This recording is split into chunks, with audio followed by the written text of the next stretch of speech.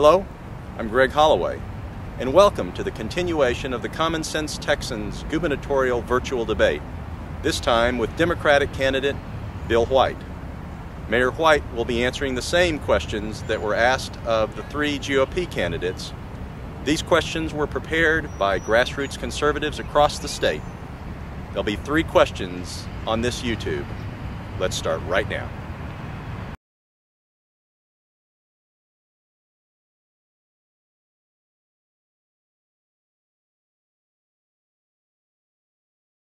Well, the last I checked, the governor did not appoint anybody to the Supreme Court.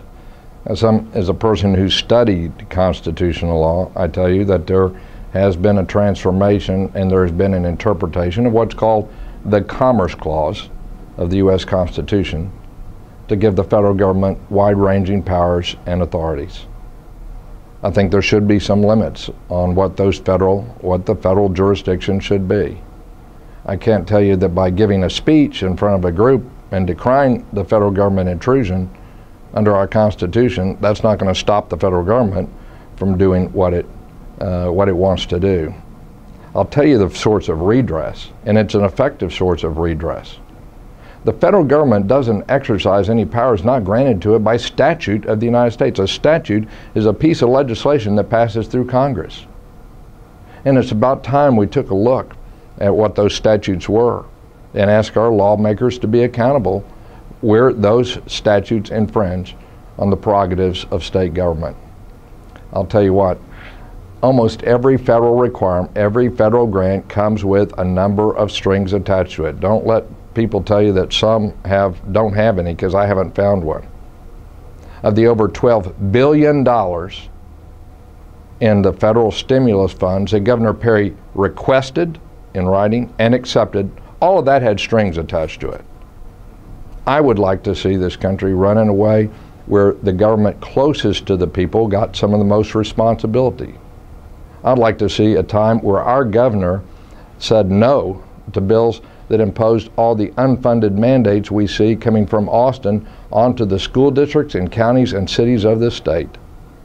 And any mayor or county commissioner or school board member on either party will tell you about the mandates that have been imposed, not just by Washington, but by Austin in the last 10 years. We need to reverse that trend, and the best way to do it is by electing new leadership.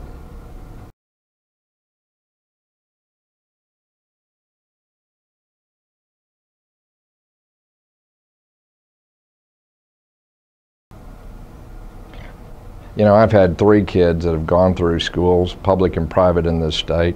Because I love history, I do read the portions of their history book, and sometimes over their protest, I go through their history lessons with them.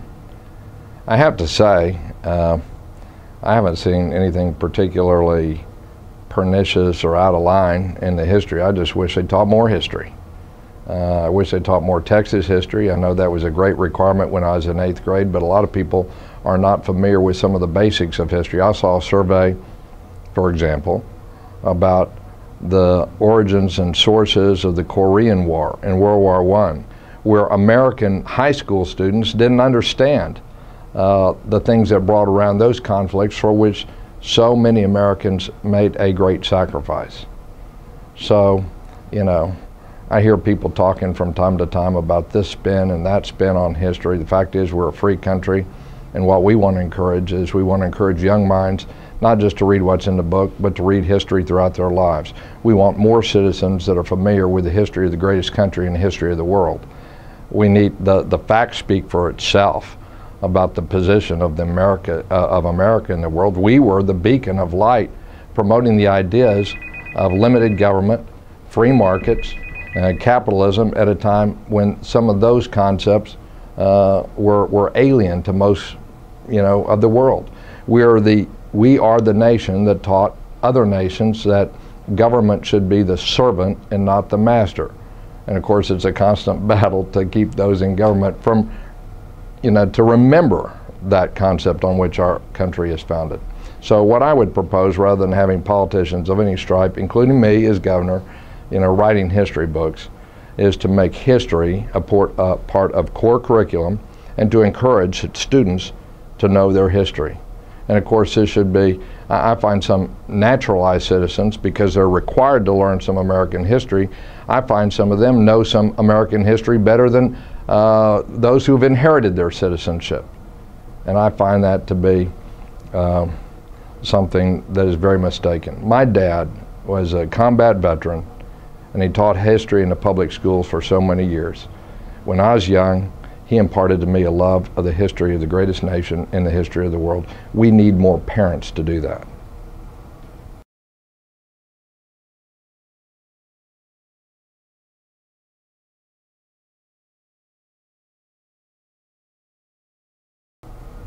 Well, my approach to voter fraud is pretty simple.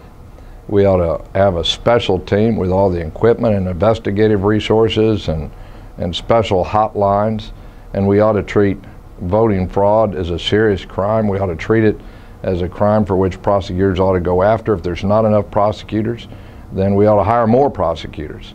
And I would want people, we ought to maybe, using an online vehicle, have people provide links or evidence or some testimony about where they've observed voting fraud to have occurred. And when it does occur, we ought to arrest those responsible for it. We ought to investigate it, and we ought to indict them, we ought to convict them, and put them in jail, and then advertise that. If you do that, then I can tell you that if there are instances of voting fraud of any sort, they will go down. I personally, have heard various claims from the left and the right that the machines are rigged because this is a Republican county clerk. I've heard people say that from the right that there's people voting that shouldn't be voting, such as ex-felons and the like. And I've always asked people to bring me any evidence you have that this occurred, and I will walk hand in hand and turn them over to the police and the DA to get people indicted. And from the fact that few people are willing to come forward and provide me with that evidence, I think that our election system right now works pretty well. What doesn't work is this. Too many Americans sit on the sidelines. There are people fighting right now over in Iraq and Afghanistan, non-citizens, a significant number, thousands, who are in the military, fighting as a way to earn their citizenship to this country. And you know what the biggest difference between a citizen and a legal non-citizen is? The right to cast your vote. So I urge people, help get people who are citizens out there to vote, educate them on the issues, and we will have a more robust democracy.